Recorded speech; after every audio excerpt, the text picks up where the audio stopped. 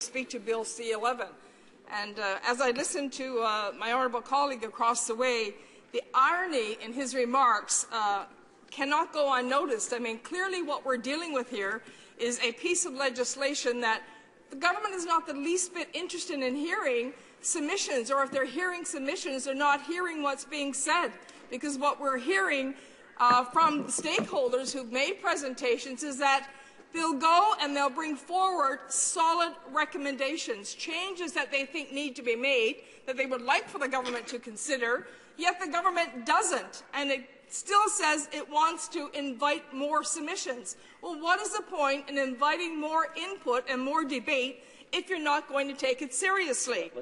What the government is often and deliberately points out in an effort to justify limiting debate is that this exact copyright legislation has been debated before at length, as he just said, and it was even at committee, and it was. In fact, there were 167 stakeholders organizations that made submissions and recommendations. The government looks back at this lengthy discussion with Canadians and their copyright legislation and concludes that the necessary discussion has been had. With unmatched arrogance, Mr. Speaker, discussion has in fact been had, but has not been listened to. Conservative government decries no more debate, no more discussion, and no more constructive criticism. In fact, they don't even see the input as constructive criticism. They just see it as criticism.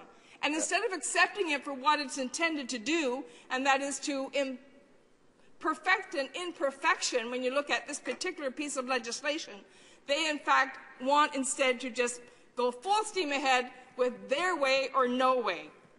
In contrast, I look at past discussion and debate with Canadians as a missed opportunity to tailor this legislation to really serve Canadians best. The government is right on one account. Canadians have voiced their opinions on copyright. 167 separate submissions to committee is no small feat. Unfortunately for Canadians from coast to coast to coast, whether they're artists or creators, they have not been heard by this government. And that is how they feel.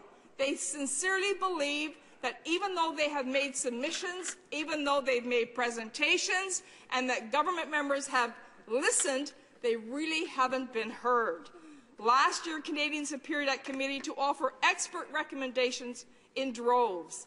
Clearly, during this important consultation, the government just checked out. After hundreds of hours of debate and discussion in the last Parliament on Canadian copyright, this government proved artists and creators' legitimate concerns and recommendations fell on deaf ears by reintroducing this unchanged and unsatisfactory legislation. The Conservatives constantly say that they have a majority mandate, when in reality, only 39% of Canadians who actually voted Conservative. But there are many Canadians who didn't vote, and they were eligible to vote. In fact, only 59% of eligible voters actually voted in the last federal election, with 39% of that total voting Conservative. But if you take into account all eligible voters, including those who did not vote, only 24% of possible voters voted Conservative.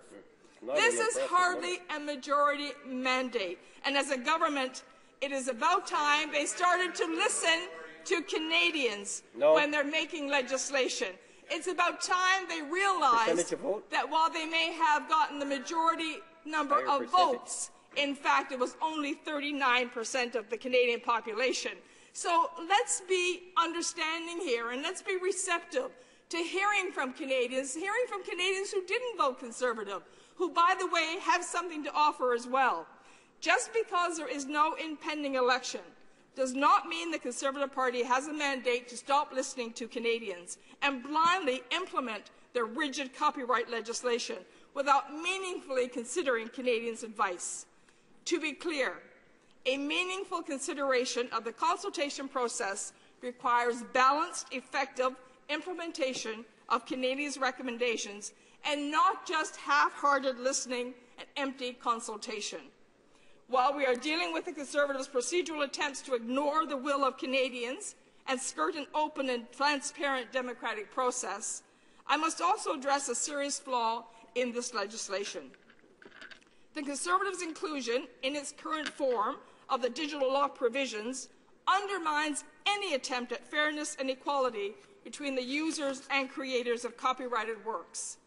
Canadians who legally purchase CDs, DVDs, or other forms of digital content should be entitled to transfer their legally bought content from one format to the other, provided they do so for personal use and not for profit or transfer to others.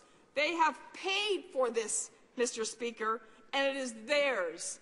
And what the right and proper thing to do is allow them to transfer it further for their own personal use, clearly not for others and clearly not for profit. Bill C-11 allows corporations to apply digital locks that would prohibit any type of format shifting. Under Bill C-11, the Conservatives seek to criminalize a Canadian consumer who legally purchases a CD, then transfers it to his or her iPod. Shockingly, the Conservatives' attempt to modernize copyright law criminalizes the modern mainstream application of legally purchased content. Recently, I received an email conveying concerns around Bill C-11 from a passionate and informed constituent of mine from Burin, in the riding of Random Burin St. George's. Sean Rose hit the nail on the head when he wrote, and I quote, "As a Canadian, I am both concerned and disheartened by how easily my rights are trumped by an overriding and all-encompassing protection for digital locks contained in the legislation," end of quote. While the legislation provides many legitimate and justifiable rights for users, with one swipe, the digital lock provision strips them all away. Bill C-11 enables Canadians to make copies of copyright works for personal use, such as format shifting, where a consumer shifts their legally bought CD onto their iPod, or time shifting, where content is recorded or backed up for later use, unless a corporation puts a digital lock on the content. Then the consumer is out of luck, Mr. Speaker. If there is a digital lock on legally purchased content, the consumers have no rights, none whatsoever. In a bizarre contradiction, the government gives rights to consumers while providing corporations with the tools to cancel all consumer rights. Another constituent of mine from Kippens, Russell Porter, accurately describes a contradiction in this bill by writing, quote, "The anti-circumvention provision included in Bill C-11 on duly equipped corporate copyright owners and distributors in the music, movie, and video game industries with a powerful set of tools that can be utilized to exercise absolute control over Canadians' interaction with media and technology," end of quote. And I continue to get mail, Mr. Speaker, from many of my constituents. Another constituent from Random Burin St. George's, Ross Conrad from Stephenville, writes, his legitimate concerns with the digital lock provisions banning of tools to transfer formats, he said, quote, "I strongly believe that in addition to linking the prohibition of circumvention to the act of infringement, it is also paramount for consumers to have commercial access to the tools required to facilitate such lawful acts. It is imperative that the ban on the distribution